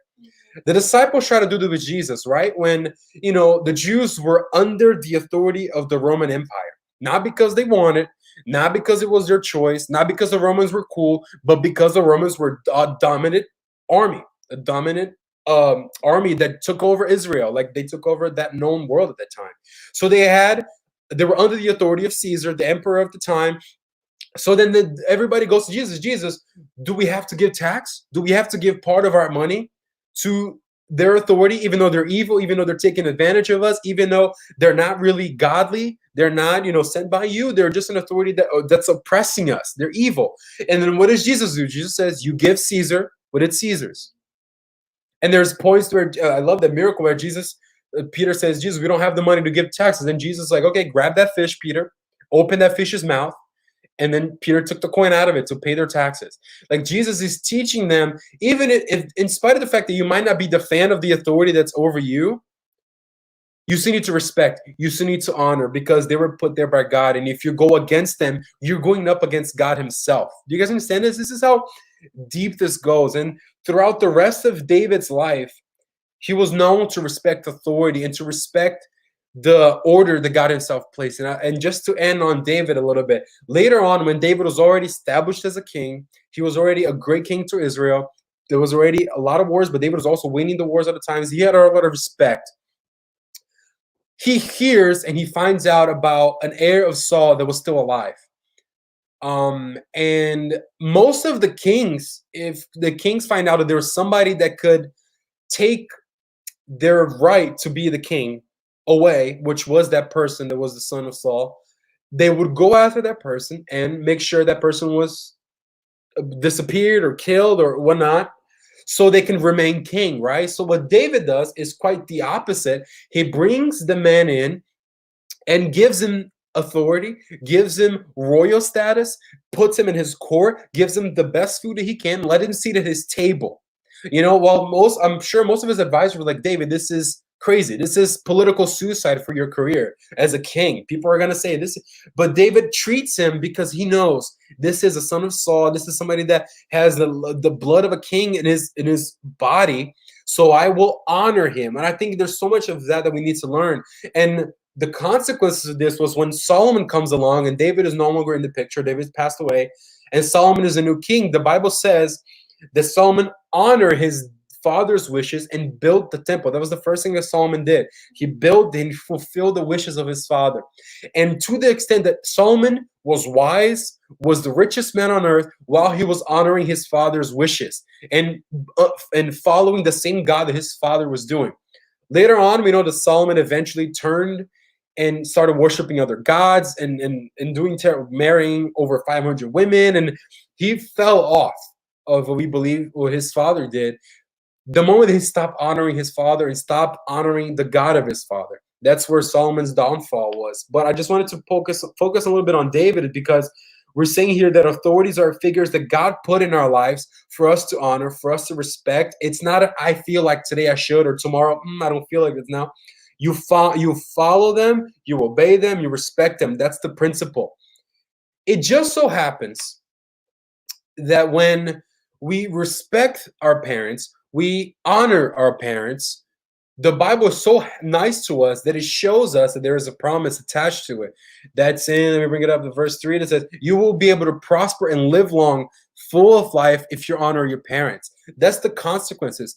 If you follow and honor your parents, that's the consequence for you right there. You will prosper and live a long life. Now, are there people that are honoring their parents, but yet they die at a young age? Yes. But I'm sure if you speak to them in heaven and you're like, how dare you were honoring your parents, you were fulfilling their mission, you were obeying them, why did you die so early? And they'll say, I lived a full life. I lived the life that God wanted me to live, and I lived it to the fullest. It's not necessarily talking about adding days to your years here on earth, but it's talking about adding purpose, meaning, depth, the quality of life that you live in. And that's what honoring your parents do. And Tarik, you wanted to say something. Yeah, I don't know if you guys remember the way that Ceci explained authority to the kids encounter. I thought that one was one of the best explanations. I know the kids would remember for sure. Had to do with the umbrella. Like if it's raining, if it's pouring raining, if we have an umbrella, we'll be safe from the rain and we're not gonna get wet. So she was explaining that's kind of like the authority over us, that kind of protection. Especially our parents, it's not just the regular protection. We have, a roof over our heads, but it's also spiritual protection. This kind of umbrella that we do have that represents our parents. And then like the umbrella that is above that other, like I imagine like a bigger kind of umbrella kind of covering. Those are the other authorities in our life. So it's kind of all tied together. God is so perfect that he designs this where we obey our parents, we obey our authorities, and it kind of just has a perfect sync. So the umbrella for me was really the thing that helps me remember a lot what it means. This submitting to this authority, how important they are to us. Sorry, yeah, I wanted to bring up a couple points that I wrote here, just truth that you need to understand. In order for us to be good sons and daughters of God, we need to first be good sons and daughters of our earthly parents. That's just how it is. That's the only way it's going to happen. In order for us to be obedient to God, we need to be obedient to our parents. There's no way around that. You need to obey your parents. Then you'll be able to, in that way, you will be obeying God, and then you'll be able to obey God, and further on, he's going to lead you on in your life. In order for God to bless our relationships, they need to be blessed by our parents first. And I'm sure we'll have a little bit of comments on this in a little bit, just to finish up. And God respects his own structure of authority. He gave your parents to you for a reason. God is not going to contradict himself. God is not a man that lies. So he built a structure for a reason. So who are we to try to get away with our structure and cut this away and try to move up where we're not supposed to move up and get the authority that we don't have? So I think it's important that we understand that God, he respects his own words and God respects his authority. So we have no way of getting rid of this. We're just becoming rebellious when we try to. Right. So, guys, while we are coming to the end of this discussion here, I want you guys to put up any questions you might have. Maybe if you're struggling, maybe we can talk a little bit on some actual things that you can do. If you have any questions, you put them in the live chat. But I wanted to touch on this aspect, guys, real quick with you guys, and I want to see what you guys think. In order for God to bless our relationships, our parents need to bless them. Any thoughts on this at all? I have a lot, and I've said this a lot, but do you guys want to jump in on this topic? Anybody wants to? Everybody's muted. So if everybody feel, I don't know who wants to, but I think that I can speak for us a little bit.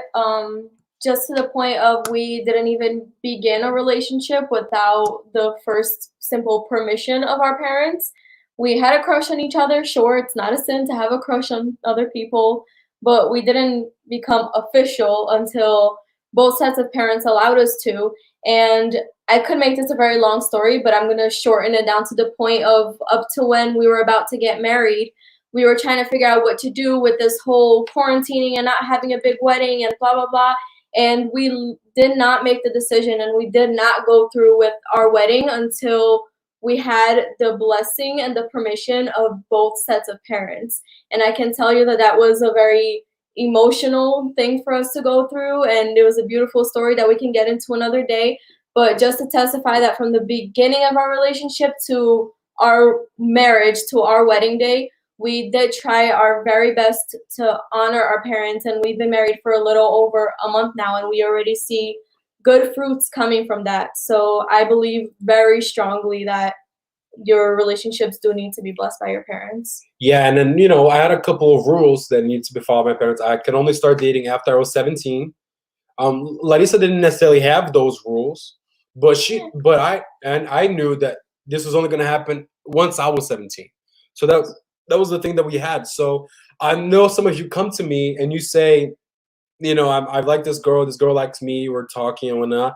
And then it happens where I know the parents are saying it's not going to happen until they're a particular age. Then I tell them that there's no way this is going to happen. You need to break it off right now. That's just how it is, because you don't want to be the cause of somebody breaking and dishonoring their parents. You don't want to be the cause of a girl and you're liking a girl, and you don't want to be the cause for that girl to go behind her parents to be with you.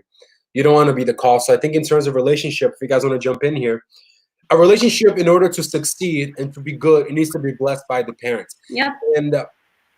And I know some of you are interested in guys and girls, and you're getting to that age where that matters a lot, and it's going to become the future, and you're looking around and you're flirting here and there and you're messaging here and there, and that's fine. I tell you guys, flirt all you want. I think it's adorable. I laugh a lot. I joke around with that. Fun of it too. But please, whenever you want to start anything, maybe your parents are saying it's okay for you to start dating when you're 13. I don't know. Maybe your parents are dumb, but they at 13. If your parents are okay with you dating at 13, and the parents of the other person is okay with you guys starting at 13, and they say okay, then I'm gonna be okay with it. I'm gonna laugh at you guys being 13-year-olds dating. It's hilarious.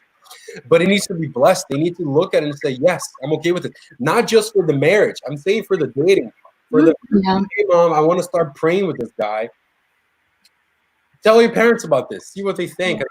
Is it okay? And if your parents say no, you drop it. That's what it is. Guys, there's even, if I can jump real quick, there's even not just on the dating, but something that I used to do a lot with my mom. If I started having a crush on a person, I would go to my mom, and my mom, knowing my personality and knowing, at least depending on, usually was like church people. So yeah, depending on the first personality, she would also be like, let's talk it out. I'm not sure if this is the way. Like, they can even help you on such decisions. Like, I kid you not, my mom would be like, nah, that's not good. Or maybe, yes, of course, it has to do with then your decision, will you choose.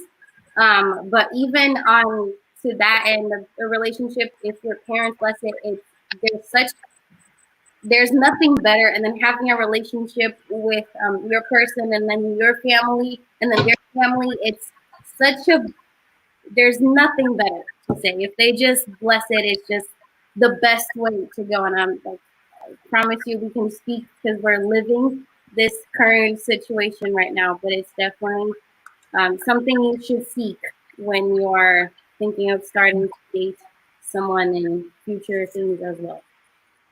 Yeah, and I can personally testify this, and I'm going to tell a story. Steph, I'm so sorry about going into the past, but I'm going to touch base on like my life before a Christian, and it's funny how it transfers over, even if you're not a Christian.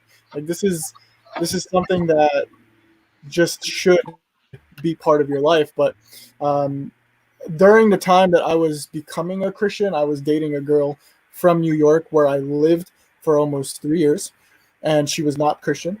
And at that point, my stepmom, who I call my mom now, was Christian. My dad was Christian, and it was a relationship that I kept kind of secret that they really didn't have a part of because I lived in New York. And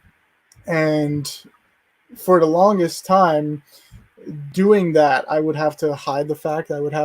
You begin to basically, you may like the person, but then you're also feeling guilty about the relationship. You're also, hiding the fact, and it's negative. Not only is it a negative image to have of the person that you like or would potentially like to be with, but it also hurts yourself because you're lying, you're being guilty about it, and it's probably going to suck for you the moment you get to the point where you want to marry that person, and you're going to think, oh, everyone's going to look down on me, everyone's going to think differently about me.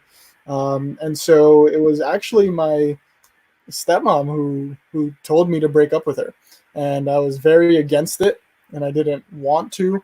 And it was only a couple of days after that where, if you know the Williams, Matt, Trevor, and Greg, Ariana, I was at their house. We were having, a worship and prayer night, and it was there that God spoke to me. And at that moment, I picked up the phone, broke up with her, and, obviously for the reason of not being of the same yoke and her not believing in Jesus, but it also went into that place where I didn't have the blessing of my parents.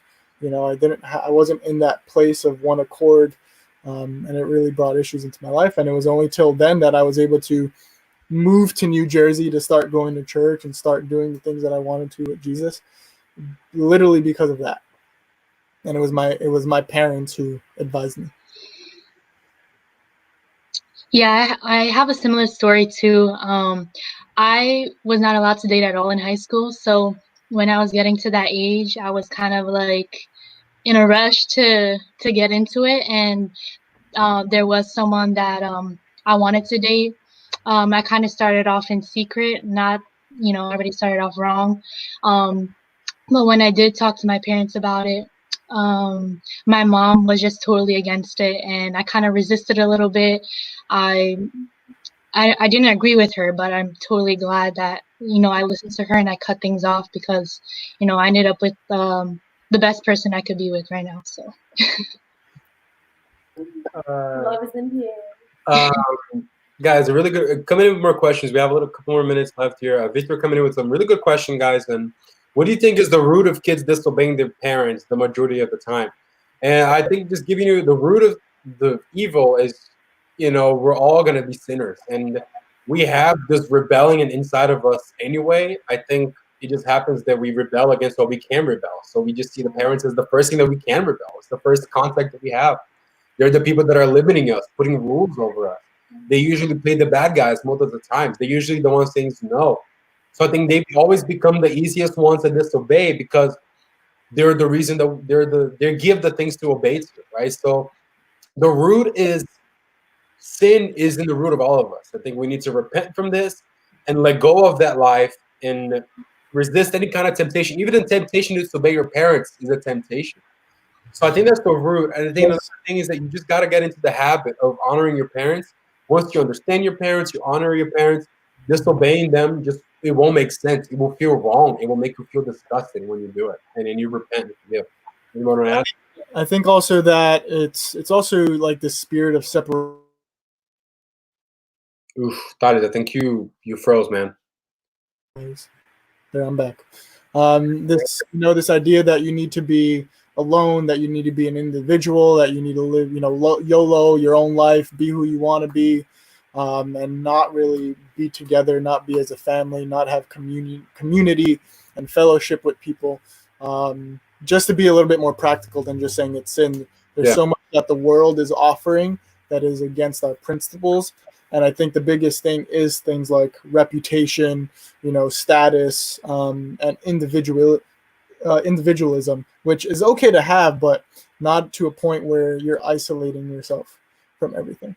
Yeah, and I think somebody brought it up earlier in the chat. Toxic friends lead you to this. If your friends are very rebellious against their parents, you are most likely to be the same way. We are who we hang out with. And that's just how we roll. So if you're hanging out with a lot of people that dishonor and disobey their parents, you're gonna be exactly that.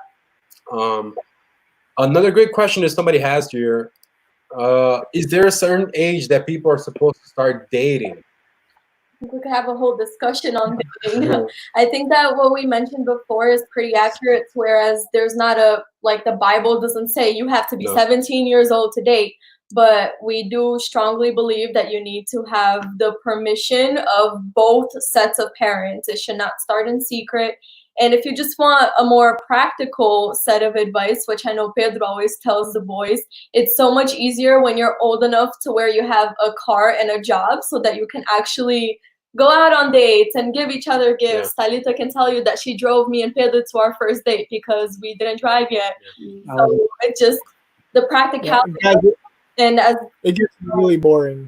It also depends on the age that you guys, your parents will say. Your parents will know how mature you are, how ready you are. So, like maybe for us, my parents said 17, but maybe for you guys, it might be like 20. Like you're kidding. No, it honestly, I feel like there's no specific age, but the age that your parents determine for you guys. Yeah. We can't say 18 is the best one. It all depends on, once again, going back to honoring, obeying your parents. If your parents said 18, 18 it is. If they said 19, 19 it is. So it's basically depending on what your parents say. And Gia just said that too, so yeah. And I'll give you guys an insight into this. I know a lot of you have problems on speaking to me because you think I'm going to tell your parents about what's going on. And I'll give you an insight into what Belba says, is that my job as a youth leader and a JPIT leader to some of you is to also respect the authority that you guys have. So if I think that you guys should date this girl and you're like 19, and it's fine. But if your parents saying you can't, then I will not go against your parents. That's just something I have.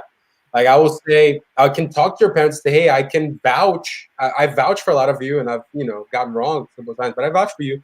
But I'll say that this, our job here is, we have a couple of the youth leaders here, is that we are not going to go against your parents any of the time. So in a particular way, I'll get into our Alexis question here, then we can talk a little bit more on this. But most often than not, we're not going to go against your parents. Our job is to help you obey them.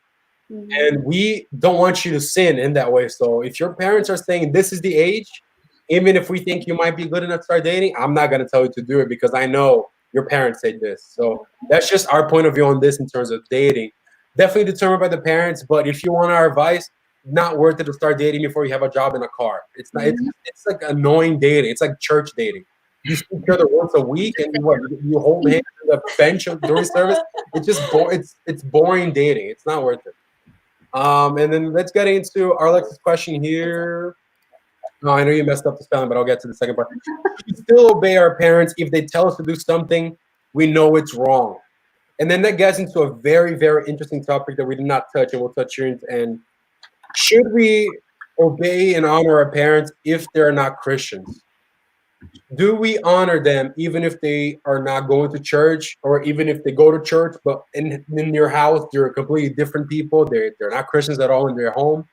Do we still honor them? Do we still obey them? And before I get into if they're saying something wrong, I'll say this, and I think it's very clear, like we mentioned in the beginning, the Bible says for us to honor, period. It doesn't say honor your Christian parents. It doesn't say honor your parents on their right. It just says to honor. Our job as kids is to obey, is to put ourselves under their authority and to honor our parents, period. That's what it is. Now, when do we not honor our parents is when they're not agreeing to an authority that's even higher than they are, which is God's authority. So your parents are telling you to do something that is not according to the Bible, then you have the authority and the legality according to God to not obey them. Does that make sense? Am I clear here, guys? I think that's as simple as we can put it. We obey and we honor our parents no matter what. No matter what they are, no matter what Christian beliefs they have, and if they're hypocrites or whatnot, we honor and we obey them. However, if they're going against something that is biblical, that God himself said, then we have the legality because we are under God's authority above anything else. So respectfully and humbly say no. Does that make sense, guys? I think that's pretty simple that we can explain here. Let me see. What's That's a question. DeAndre Raquel, if your parents stay a certain age, but you feel happy and want to be with someone a little before they stayed, what do you do? Anybody want to quickly answer this one?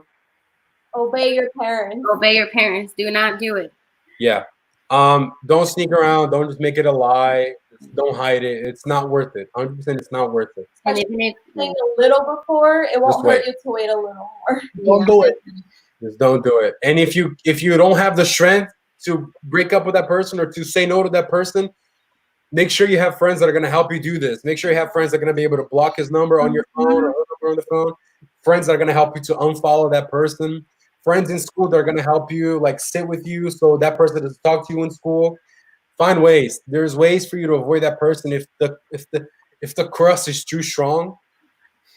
Find friends that are going to understand that you're not supposed to be with that person and that are going to block you from being with that person and going to, the good friends that are going to offer you a solution, not a distraction. Right? Jean adding here, it might not be the same age for all siblings. That's true. Talita started dating before I did. The maturity, responsibility, and fear of God are true facts to determine if you're ready to date or not. This is true, right, Tally? I think you dated like 16. I dated 17. Yeah. When we started dating, I was actually 16, not necessarily 17. Yeah, and I can only date. But it was agreed by my parents, his parents. So at the time, it was. Yeah, we did have different rules. I only started dating at 20, so. Yeah, and we started dating when we were 17, and we waited a long time to start dating, but then we had to wait a much longer time to get married. So, don't be in a rush because you should still be hoping that you're going to be financially stable with the job before you get married. If you're going to college, make sure you finish college before you get married. You don't want to complicate things for yourself. So, ideally, you wait. You wait a little bit more. Waiting is a good thing. You wait for the right time. I think that's the thing. Any other last minute questions, guys, before we get out of here? We're almost at 2 hours. I want to thank everybody that's been commenting, liking, subscribing to the video, everybody that's here with us in this discussion. Hopefully you join us again next week. There's people here that I don't know who you are. Welcome. Welcome. Hopefully you enjoyed it. And if you have any other questions, if you want to ask us personally, you can DM us on our Instagram page. That's ZionCTC. That's in the bottom here somewhere. DM us there and we'll get back to you. If you don't want to write it here in public, I understand that could be a little bit of a problem. Manu is saying, I'll gladly block them for you. So there it is. Aww, she's sweet. And Raquel come in, and I have things to say. From personal experience, it's truly not worth it. She's talking about relationships that her youth leader was for years telling her that it wasn't worth it. And I think she seriously understood a couple of years later, Raquel. I'm glad you did, girl. I'm glad you did. She did, but she did. So she did, and that's what matters. And you're here for the testimony, this Raquel, and we love you, and we're glad you understood, and I'm sure you see the good of it now. Yeah, we learned. Yeah. And Jean asked me, the ultimate honor is the word of God. I think that's what we serve. That's the one. And guys, once you start honoring your parents, you're gonna understand honoring God so much more. I think that's the point. I want to say this again. God created family. God's idea was for parents to have authority over their kids, for kids to learn how to deal with authority. So when they start understanding God, they understand what a father is supposed to be. They understand rules. They understand commands because they are growing up with commands to follow. Thou shalt not do this. Before you understand the 10 commandments, I'm sure you understood things to obey your parents by. So God uses that for sure. And then we only get closer to God when we do this. Unless you guys have anything else to say or any other questions come in, I think we can start to conclude here. I I think you still have down some suggestions for next I week's do. topics, right? And I know Tali said you have something. Do you want to give it a tease, Tali? You said you might have a topic for next week, and then we can give it a tease to the people here. Where you said No you tease. Sorry, guys. It's a secret. secret. So I guess you have to tune in next Tuesday at 7 p.m. once we get into the. Sorry, Raquel. Raquel's laughing. Thank you, Raquel. We love you. We get into the next topic of next week's Word with the Youth Live. I want to say again, thank you everybody for joining us today. Thank you, Talis. Thank you, Steph. Thank you, Rachel. Thank you, Talita and Alex, Lala, and myself for participating in this. Thank you everybody for staying here for almost the hour. Subscribe to the channel if you have 2 hours. Subscribe to the channel if you haven't already. Drop a like in the video. Share this video with everybody else. Some of you said last week you don't know how to share the Word of God. Just copy this link and paste it to a group that you have in your school and make sure they watch it, if they have anything. Oh, Victor is writing here. How do we ask if you can participate with the call? If you guys want to participate, like Rachel's participating, Steph. We want to bring new people in every week. So if you want to participate, send me a text. You can DM Design CDC or text me personally and we can talk. And we'll do what I did with Rachel, send you the link earlier, the doc, so she can review what we're talking about. She added a lot of notes and things. So, and then she participated in here. So talk to me and I'll let you know. All right, everybody? Just ask me. Yeah, Rachel's saying. Yeah, Victor, I think you will love being here, man. I think you have a lot of cool things to say. I think Samara will kill it in here too. She's coming with a lot of knowledge. The wisdom coming in. So everybody, thank you. God bless everybody. Stay safe out there. I love you all. We'll see you guys next time. Attend a small group this week if you're not on Zoom. All right, everybody. Bye. Bye.